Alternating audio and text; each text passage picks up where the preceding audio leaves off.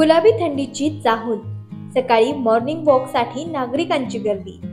गेल्या काही दिवसात राज्यासह येवला निफाड शहरात थंडी मोठ्या प्रमाणात जाणवू लागली आहे। पहाटे हवेतल्या गारव्यानं थंड वाऱ्याची सांज नागरिकांना आकर्षित करू लागली असून यंदा गुलाबी थंडीचा आनंद लुटण्यासाठी मोठ्या प्रमाणावर नागरिक पहाटेच घराबाहेर पडताना दिसत आहेत। उद्यानांसह क्रीडा संकुलांमध्ये मोठ्या प्रमाणात मॉर्निंग वॉक करताना नागरिक दिसत आहेत।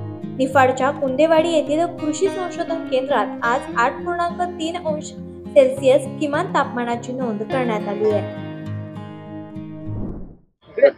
मी डॉक्टर प्रशांत चव्हाण, मी रोज इथे व्यायामाला येतो सकाळी आणि या थंडीमध्ये बरेचसे मी नागरिक बघतोय की रोज सकाळी व्यायामाला येत असतात। सकाळी व्यायाम करणं हा निश्चित आपल्या तब्येतीसाठी खूपच चांगला असतो आणि व्यायाम केल्यामुळे दिवसभर हा व्यवस्थित आणि एकदम फ्रेश वातावरणामध्ये जात असतो आणि काम करण्याची जी उमेद असते दिवसभर ती मेंटेन केली जाते किंवा आपण सांभाळली जाते आणि जेणेकरून आपली तब्येत ह्या थंडीमुळे व्यवस्थित राहते, आरोग्यदायी राहते आणि आपण औषधांपासून नेहमी लांब राहतो। याच्याकरता सर्व नागरिकांना आव्हान आहे की आपण जितकं जास्त व्यायाम आपण यावेळेस करू शकतात तर सकाळी आपण या गोष्टीचा निश्चित फायदा घ्यावा आणि आपलं आरोग्य व्यवस्थित सांभाळावं आणि औषधापासून दूर राहावं।